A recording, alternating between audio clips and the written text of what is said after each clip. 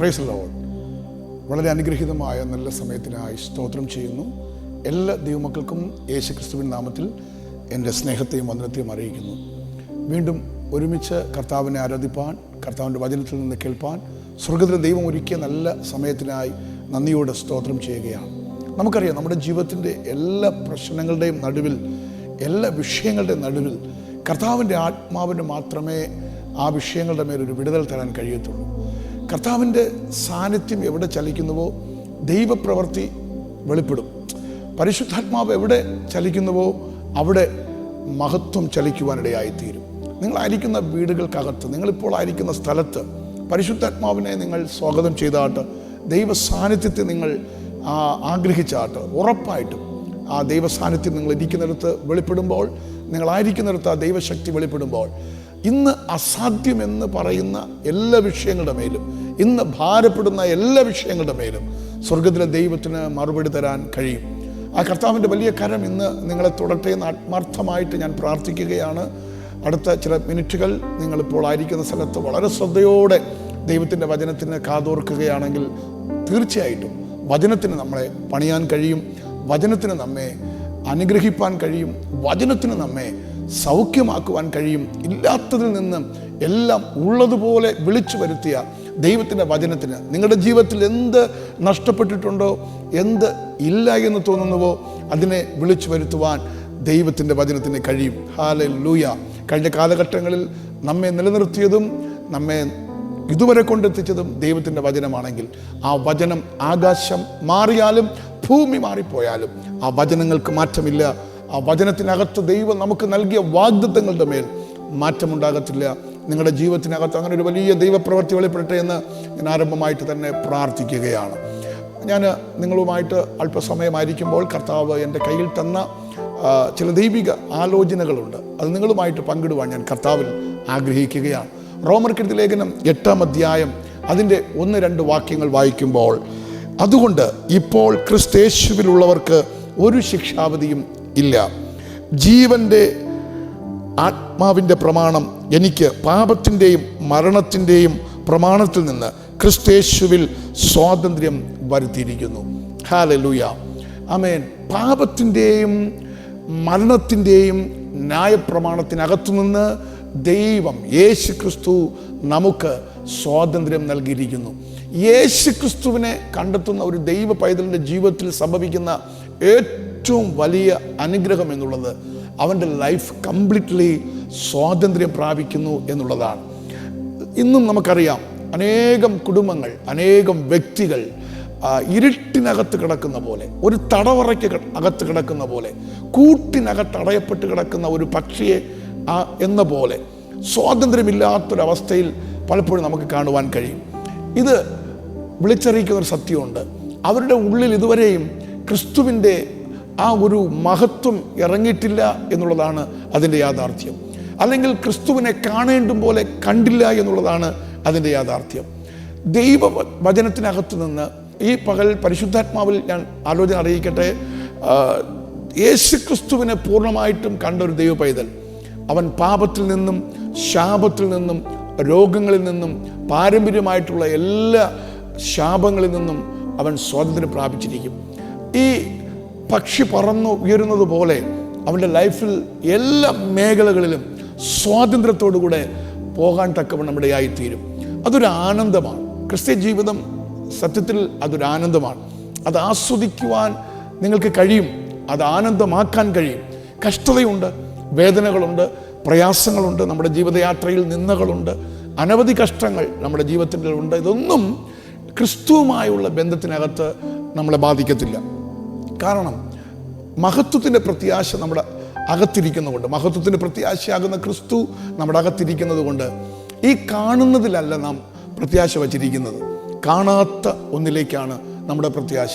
അപ്പോൾ ഈ ഭൂമിയിൽ കാണുന്ന ചില വിഷയങ്ങൾ നമ്മുടെ ലൈഫിനകത്ത് സംഭവിച്ചില്ല, നടന്നില്ല എന്ന് പറഞ്ഞ് നമുക്കൊരിക്കലും ഒരു ടെൻഷൻ ഉണ്ടാകത്തില്ല, അതിനകത്തൊരിക്കലും ഒരു ഭാരം ഉണ്ടാകത്തില്ല. കാരണം നമ്മൾ ആശ്രയിച്ചതും നമ്മൾ പ്രത്യാശ വെച്ചതും ഈ ലോകത്തിലെ കാര്യങ്ങളിലല്ലാത്തത് കൊണ്ട്, ഈ ലോകത്തിൽ നമ്മൾ പ്രതീക്ഷിച്ച പലതും നടന്നില്ല എന്ന് വിചാരിച്ചതുകൊണ്ടും നമ്മുടെ ലൈഫിലൊന്നും സംഭവിക്കാൻ പോകുന്നില്ല. കാരണം നാം ആരെയാണോ വിശ്വസിച്ചിരിക്കുന്നത് അവനാണ് എൻ്റെ ഉപനിധി.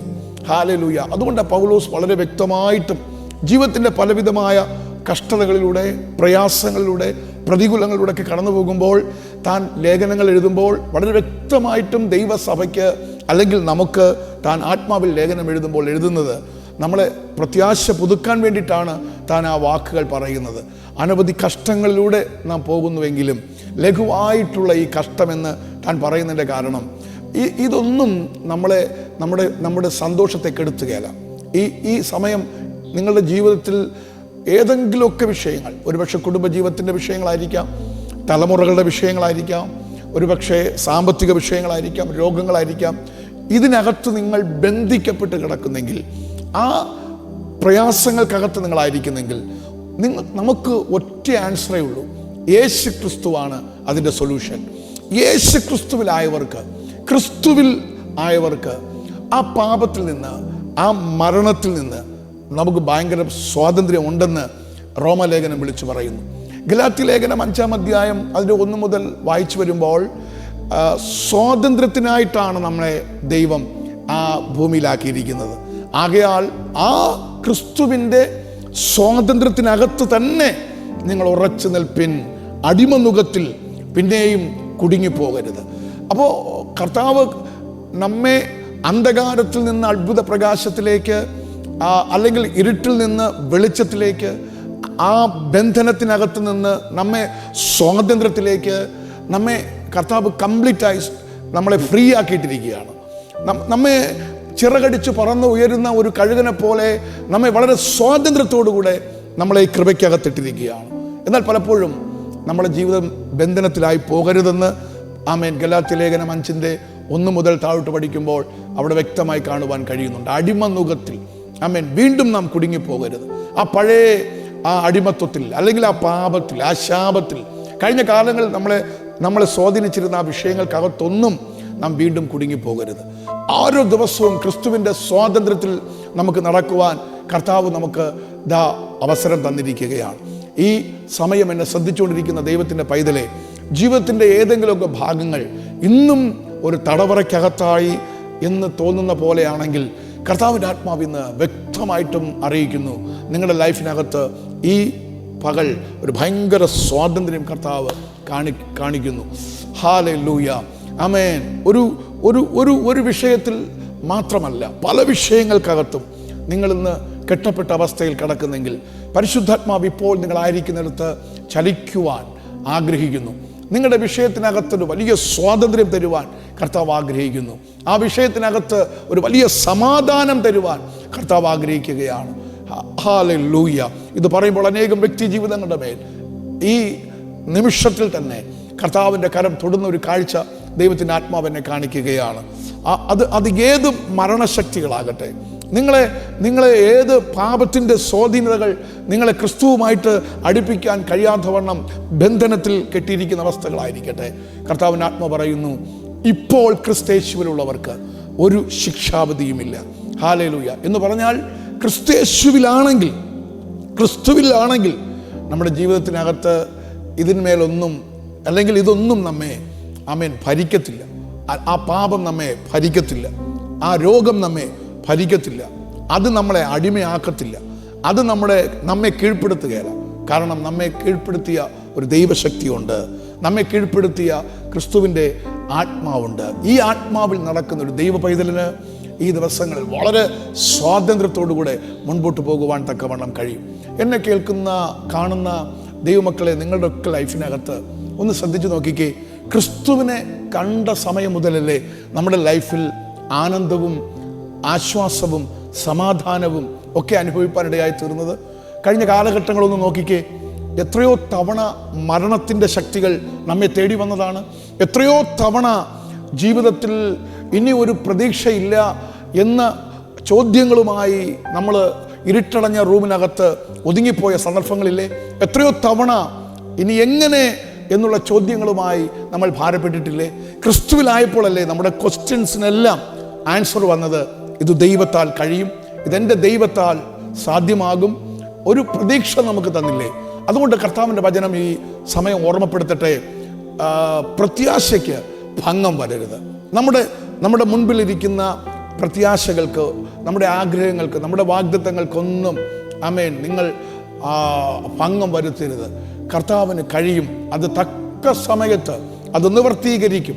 തക്ക സമയത്ത് കർത്താവിൻ്റെ ലൈഫിൽ അത് ചെയ്യും എന്ന് നിങ്ങൾ എപ്പോഴും സ്തോത്രത്തോടു കൂടി പറയുവാണെങ്കിൽ ഇൻ റൈറ്റ് ടൈം അത് വെളിപ്പെട്ട് വന്നിരിക്കും. ആ ദൈവശക്തി നിങ്ങളുടെ മേലുണ്ടെങ്കിൽ കറക്റ്റായി ദൈവാത്മാവ് ഈ പകൽ ഇടപെടുന്നു, അത് സംഭവിച്ചിരിക്കും, അതിന് മാറ്റമുണ്ടാകത്തില്ല.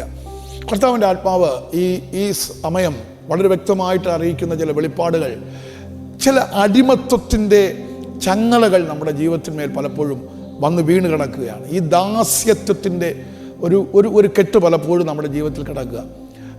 നമുക്കിന്ന് നമ്മുടെ പദവി അറിയാതെ പലപ്പോഴും നമ്മൾ ആ ദാസ്യത്വത്തിനകത്ത് കിടക്കുകയാണ്.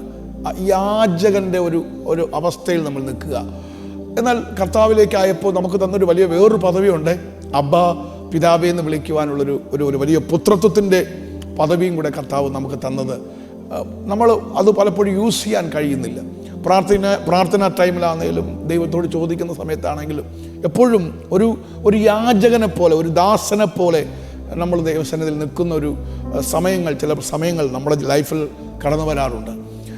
എന്നാൽ ദൈവത്തോട് പറ്റിയിരിക്കുന്ന, ക്രിസ്തുവിനെ അനുഗമിക്കുന്ന ദൈവത്തിൻ്റെ പൈതലെ, നമ്മുടെ ജീവിതത്തിൽ അധികാരത്തോടെ പ്രാർത്ഥിക്കുവാൻ, അധികാരത്തോടെ കൽപ്പിക്കുവാൻ കഴിയുന്നുവെങ്കിൽ തക്ക സമയത്തുള്ള വിടുതലുകൾ നമുക്ക് പ്രാപിച്ചെടുക്കുവാൻ കഴിയും. കാരണം മക്കളുടെ മേലാണ് സകല അവകാശങ്ങളും. രോഗസൗഖ്യത്തെക്കുറിച്ച് ബൈബിൾ പറയുന്നത് മക്കളെങ്കിലോ നാം അവകാശികളാണ്. അപ്പോൾ ആ രോഗസൗഖ്യം നമ്മുടെ അവകാശമാണ്.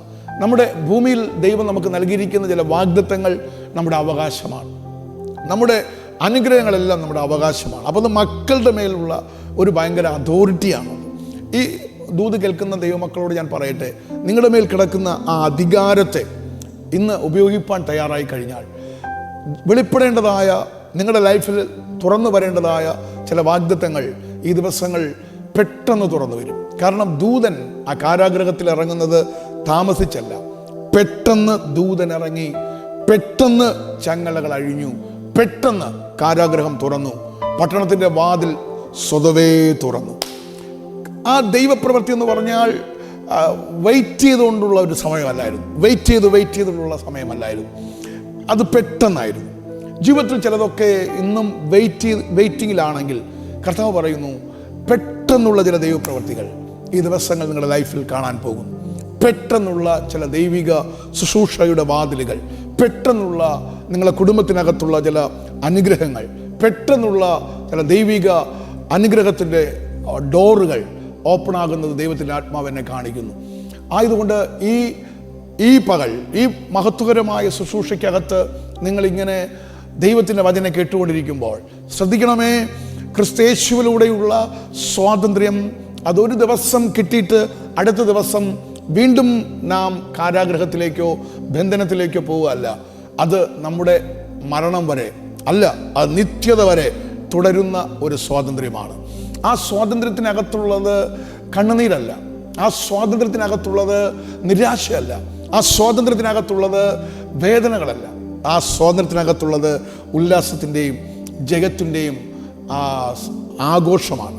ക്രിസ്തു നമ്മുടെ അകത്ത് കയറി വന്നത്, നമ്മുടെ ഉള്ളിലേക്ക് കയറി വന്നത് നമ്മെ കരയിപ്പിക്കാനല്ല, നമ്മെ നിരാശപ്പെടുത്തുവാനല്ല, നമ്മളെ ജീവിതം ആനന്ദമാക്കാൻ വേണ്ടിയിട്ടാണ്.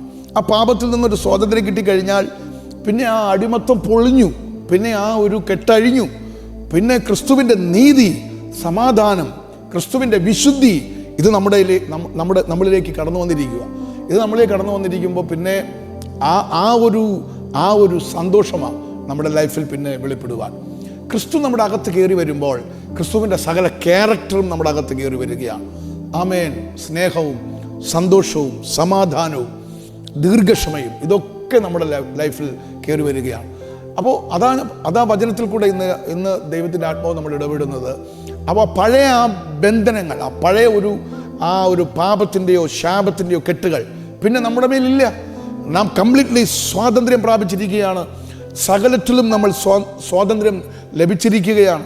ആ സ്വാതന്ത്ര്യത്തിനകത്ത് നമുക്ക് പറന്നുയരുവാൻ കഴിയും, നമുക്ക് ആനന്ദിക്കുവാൻ കഴിയും. നമുക്ക് ക്രിസ്തുവിൻ്റെ ആ ക്രിസ്തു എന്താണെന്നോ നമ്മുടെ മേൽ ഇട്ടിരിക്കുന്നത്, ആ ഒരു ലക്ഷ്യത്തിലേക്ക് നമുക്ക് എത്തുവാൻ തക്കവണ്ണം കഴിയും. എന്നാൽ ഇന്നും പല ദൈവമക്കളെയും ജീവിതത്തിലേക്ക് ശ്രദ്ധിക്കുമ്പോൾ അവരിപ്പോഴും പ്രാർത്ഥിക്കുന്നെങ്കിലും ആരാധിക്കുന്നെങ്കിലും എവിടെയൊക്കെയോ ജീവിതത്തിൽ ഒരു കെട്ടപ്പെട്ട അവസ്ഥയിൽ കിടക്കുന്ന ഒരു സാഹചര്യം നമുക്ക് കാണാൻ കഴിയും. അല്ലെങ്കിൽ എൻ്റെ അടുക്കലൊക്കെ പ്രാർത്ഥിക്കാൻ കടന്നു വരുമ്പോൾ അല്ലെങ്കിൽ വിളിക്കുമ്പോൾ ഇപ്പോഴും പ്രാർത്ഥിക്കുന്നവർ തന്നെ, ദൈവത്തെ ആരാധിക്കുന്നവർ തന്നെ പല കാര്യങ്ങളിലും ഇങ്ങനെ ബന്ധനത്തിലായിരിക്കുന്നു എന്ന് കേൾക്കുന്നത്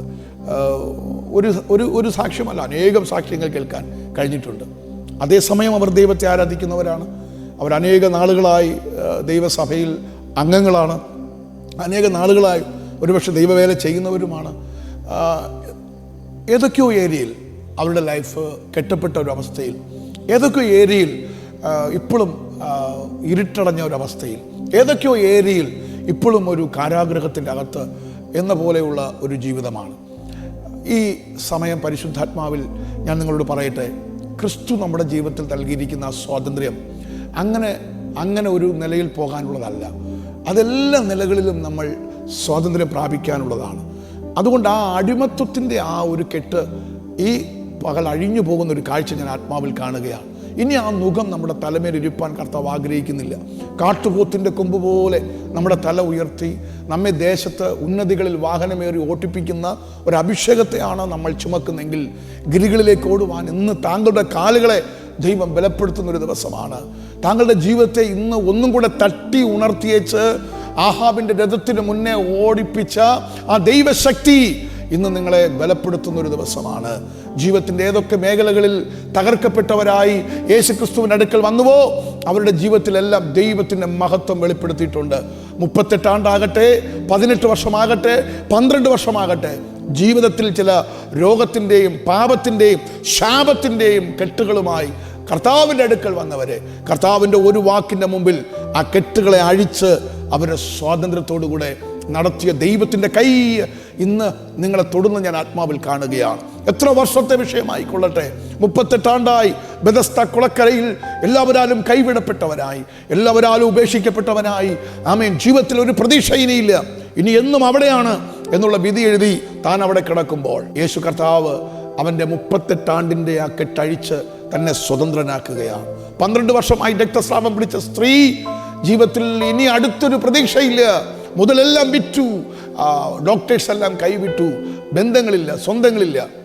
ഏകാഗിയായിട്ട് നടക്കുമ്പോഴും അവൾ കേട്ട ക്രിസ്തുവിൻ്റെ ആ ഒരു ശക്തിയെക്കുറിച്ച് കേട്ട ആ ഒരു വാക്കിൻ്റെ മുമ്പിൽ അല്ല, അത് തൊടാൻ ആഗ്രഹിച്ച അവളുടെ ആഗ്രഹത്തിൻ്റെ മുമ്പിൽ ആ കെട്ടഴിച്ചവളെ സ്വതന്ത്രമാക്കിയ ദൈവശക്തി. ആമേൻ. അതുകൊണ്ട് കർത്താവിൻ്റെ മുമ്പിൽ വർഷങ്ങൾ, എത്ര നാളുകൾ, ഇതല്ല വിഷയം. കർത്താവ് തൊട്ട് കഴിഞ്ഞാൽ, കർത്താവ് പ്രവർത്തിച്ചു കഴിഞ്ഞാൽ ആ വിഷയത്തിനകത്ത് താങ്കൾ സ്വാതന്ത്ര്യം പ്രാപിച്ചിരിക്കും. ഇത്രമാത്രമേ ഈ പകൽ ചെയ്യാനുള്ളൂ. കർത്താവെ, എന്നിൽ ആമേൻ അങ്ങ് ഉള്ളതും എന്നിൽ ആമേൻ അങ്ങ് പൂർണ്ണമായിട്ടും കടന്നു വരണമെന്നും എൻ്റെ കാര്യങ്ങൾ കംപ്ലീറ്റ് ആയിട്ട് അങ്ങ് ഏറ്റെടുക്കണമെന്നും നാം കൽപ്പിക്കുകയാണെങ്കിൽ പിന്നെ കർത്താവ് ആ വിഷയത്തിനകത്ത് കാര്യങ്ങൾ ഏറ്റെടുത്ത് കഴിഞ്ഞാൽ നാം സ്വാതന്ത്ര്യം പ്രാപിച്ചു കഴിഞ്ഞു. 2 കൊരിന്ത്യർ 3-ാം അധ്യായം അതിൻ്റെ 17-ാമത്തെ വാക്യം. 2 കൊരിന്ത്യർ 3-ാം അധ്യായം അതിൻ്റെ 17-ാമത്തെ വാക്യം. കർത്താവ് ആത്മാവാകുന്നു, ആത്മാവുള്ളിടത്ത് സ്വാതന്ത്ര്യമുണ്ട്. 2 കൊരിന്ത്യർ 3:17. കർത്താവ് ആത്മാവാകുന്നു, ആത്മാവുള്ളിടത്ത് സ്വാതന്ത്ര്യമുണ്ട്. Praise the Lord. അപ്പോൾ ഈ ദൈവത്തിൻ്റെ ആത്മാവുള്ളിടത്ത് സ്വാതന്ത്ര്യമുണ്ട്. കർത്താവ് ആത്മാവാകുന്നു. അപ്പോൾ ആത്മാവാകുന്ന കർത്താവ് നമ്മുടെ കൂടെ ഉണ്ടെങ്കിൽ നമ്മുടെ യാത്രകളിൽ, നമ്മുടെ ശുശ്രൂഷകളിൽ, നമ്മുടെ വ്യക്തിപരമായ ജീവിതത്തിൽ, നമ്മുടെ കുടുംബ ജീവിതത്തിൽ, നമ്മുടെ മിനിസ്ട്രിയിൽ, നമ്മുടെ ബിസിനസ്സിൽ, നമ്മുടെ എല്ലാ ഏരിയകളിലും കർത്താവ് കൂടെ ഉണ്ടെങ്കിൽ ഉറപ്പാണ് അവിടെ നമുക്ക് വിജയം തന്നെയാണ്, സ്വാതന്ത്ര്യം തന്നെയാണ്. യെശയ്യാ 45:1 ആമേൻ, ഞാൻ നിനക്ക് മുൻപേ കടന്നു പോകും, ഞാൻ നിനക്ക് മുൻപേ കടന്നു പോകും.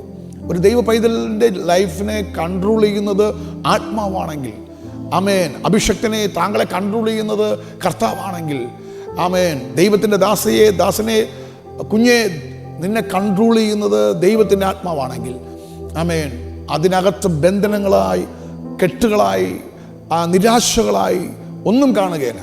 കംപ്ലീറ്റായി നമുക്ക് സ്വാതന്ത്ര്യത്തോടുകൂടെ വളരെ സമാധാനത്തോടുകൂടെ മുൻപോട്ട് പോകാൻ തക്കവണ്ണം ഇടയായിത്തീരും.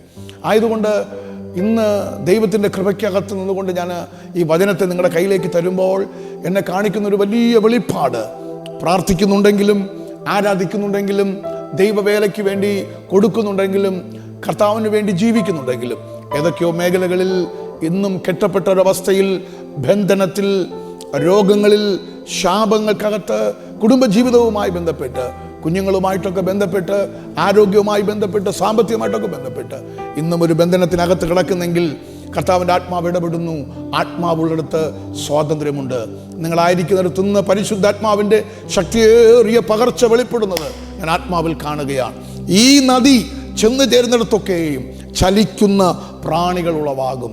ഈ ആത്മാവ് ഇപ്പോൾ നിങ്ങളിരിക്കുന്നിടത്തേക്ക് ഒഴുകി വരുമ്പോൾ അവിടെ ചലനമറ്റ് കിടക്കുന്ന, ഒരിക്കലും ജീവിക്കത്തില്ലെന്ന് പറയുന്ന, ഒരിക്കലും ഇനി ഉളവാകത്തില്ലെന്ന് പറയുന്ന ചില മേഖലകളിൽ ആത്മാവ് ഇന്ന് പകൽ ചലിക്കുകയാണ്. അവിടെ ജീവൻ ഉണ്ടാകട്ടെ, അവിടെ ഇന്ന് ചലനങ്ങൾ ഉണ്ടാകട്ടെ. മരുഭൂമിയിൽ, നിർജ്ജന പ്രദേശത്ത് നദികൾ ഉളവാകുന്നത് പോലെ, ഉറവകൾ ഉളവാകുന്നത് പോലെ നിങ്ങളുടെ ലൈഫിനകത്ത് ആത്മാവ് ഇറങ്ങിയാൽ കംപ്ലീറ്റായി സ്വാതന്ത്ര്യം പ്രാപിപ്പാൻ തക്കവണ്ണം കഴിയും. ഞാൻ ഈ പകൽ നിങ്ങൾക്ക് വേണ്ടി പ്രാർത്ഥിപ്പാൻ ആഗ്രഹിക്കുകയാണ്.